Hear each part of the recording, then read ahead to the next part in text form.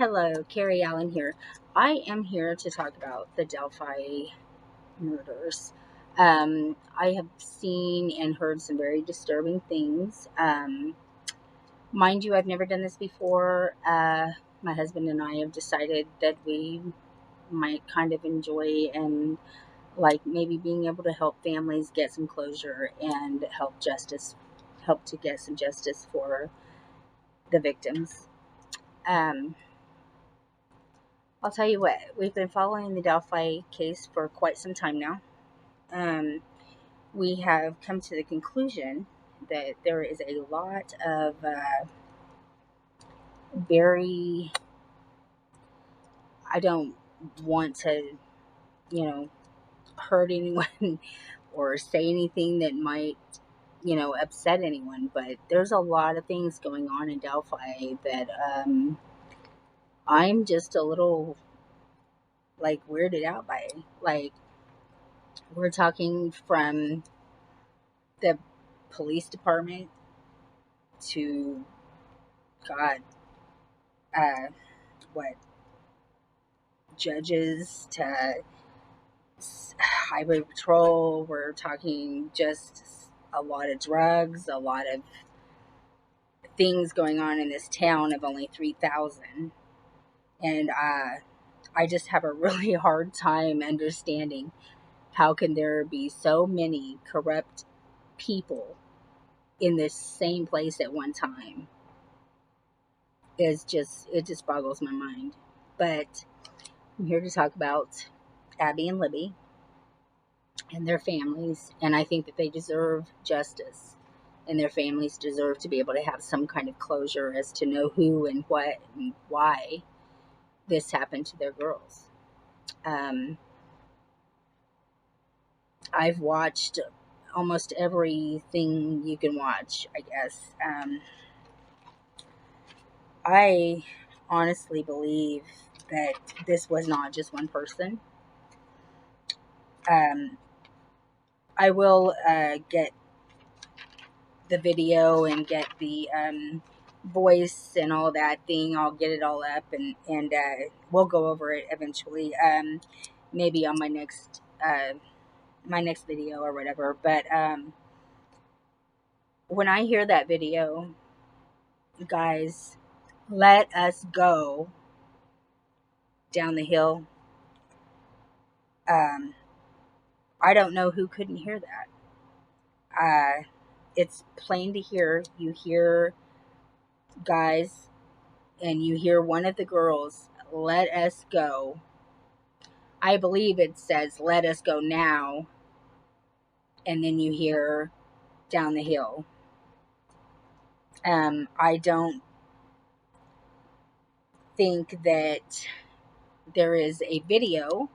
And if there is, could be wrong. Could be wrong.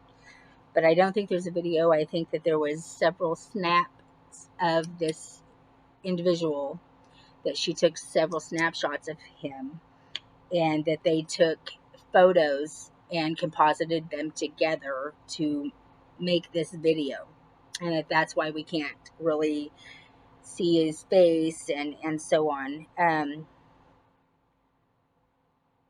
What really bothers me though is it's been 5 years. Why are we not getting any more information than we have if we're supposed to be trying to help find this person? Who really is he? Is he the first composite? The second composite? Is he neither one? Who are we really looking for? Because I was under the assumption that the first composite that was drawn up was of the account that was being looked for, that Kagan Klein had been portraying to be this younger gentleman, and I was under the impression that that first composite was of that gentleman, and that they were looking for who was in charge of this account, not this person, but in charge of this account. And then all of a sudden comes out and we see, this is who we're looking for. There's not two people. There is at least two people, if not more. I'm sure of it. Um, I do believe when they went down the hill, supposedly, that somebody grabbed a hold of them or something, and that's why we hear "Let us go now." Um, I believe there's several people involved, and they have done good so far as to not let it be known who they are, but little things are coming out bit by bit. Um, it's just like the I don't know. It's this is such a hard case to really even talk about because there's so much corruption and so many things being hidden, and I don't really understand that. Like, why? Why are all these? Why all the secrecy? Why all the lies and all the, and even the people, the men that they have thought that may being the person on the bridge, uh, what every one of them are ruled out. I don't believe Ron had anything to do with it. I really don't. I believe Ron made up his alibi because he knew if he was caught driving and drinking that he was going to go to prison, and he didn't want to go to prison. So he had whoever it was, a family member, I'm assuming, uh, asked him to lie for him so that he wasn't caught drinking and driving, which is initially what happened. He went to prison for drinking and driving. Um, I'm just I also don't understand really why we haven't heard more from Dad, Derek German. Um, why is he just in hiding? I don't know. I can understand maybe he just doesn't want to be under the lights and have to deal with the scrutiny or whatever, but this is your daughter and her friend that have been murdered. Why would you not want to step out and say something? I mean, I don't understand. Um, there's just so many, like Garrett Kurtz, you know, well, I don't know. There's just so many things done, so many things said, so many things going on that you can't hardly keep track of any of it. But I will tell you this: Garrett Kurtz, what's he got to lose? Okay, what does he have to lose? I believe he knows something. I believe when he says that he pretty much knows who did it or knows of one of the individuals that was there and that had a hand in what went on that night. Uh, what's he got to lose? Why would he just say it for no reason? He knows. I don't know. Maybe some pressure needs to be put on him, something, but I believe he knows about it. I also believe that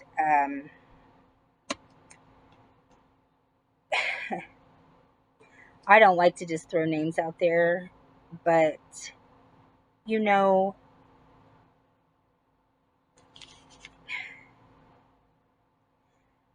Weber, Mr. Weber, whose vehicle, whose truck was parked where it was, what I believe 20 feet from the bodies, is what I heard. It may or may not be true, but his truck was parked there, not very far from the bodies.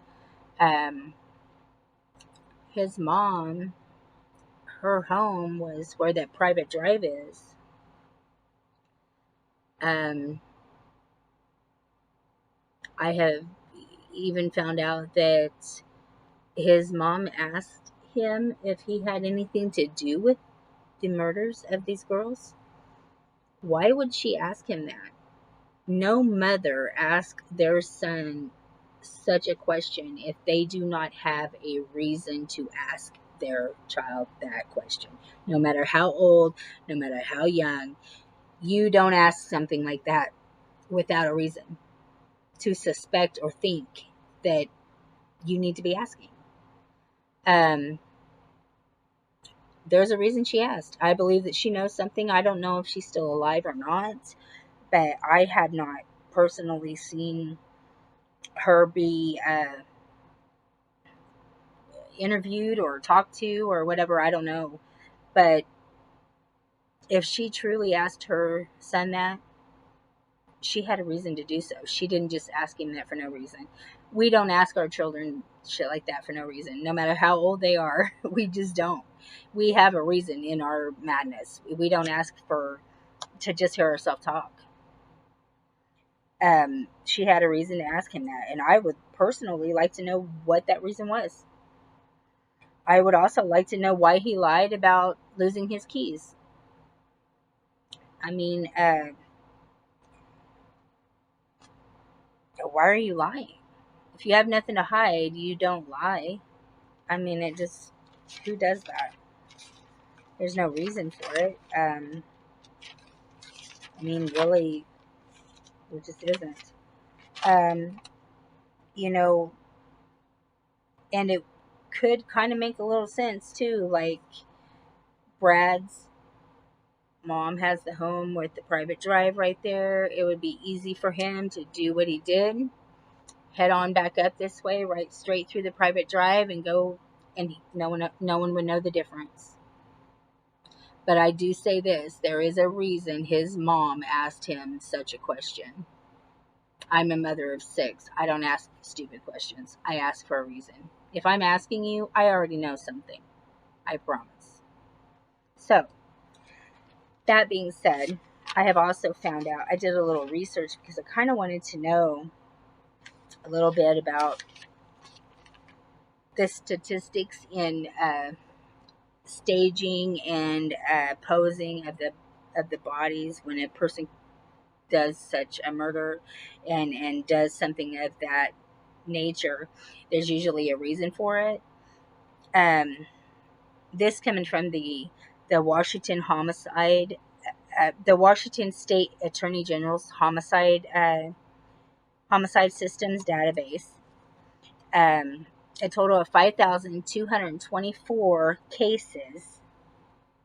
The frequency of unusual body displacement, dispositions, or is revealed as a very rare occurrence. Okay, I was kind of shocked to hear this because I didn't know, so that's why I just wanted to kind of check it out and look it up. It is a very rare occurrence. 1.3% of victims are left in unusual positions, with only 0.3% being posed and only 0.1% being staged. That's like saying that if this happens, there's a reason behind it. Whether it be a sexual reason, whether it be like with the cross in the Bible, I heard there was a cross and a Bible and a couple some other things, which kind of made it sound a little ritualistic. That there can be done. They usually say out of revenge. Those are like sometimes signs of revenge. I'm not sure, but this is something that I read, and whereas unusual posing or staging of the body are more likely than not to include sexual assault.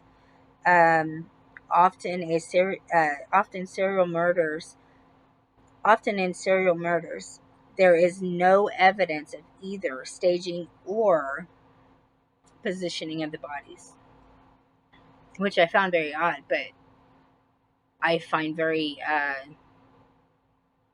a little, like, wow.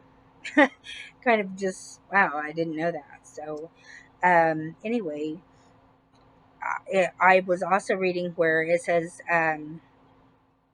there is no evidence of either. Lastly, when a body is found in an unusual stage or position, there is usually a more hands-on way uh, of the killing, such as stabbing or cutting or ligature or, gosh, I think they said bludgeoning, um, weapons of that sort is what they would use usually to commit this murder. So I found that very interesting. I just found all of it kind of interesting, in the statistics of all of it, just interesting, and the fact that um, usually, if I think they said most staged or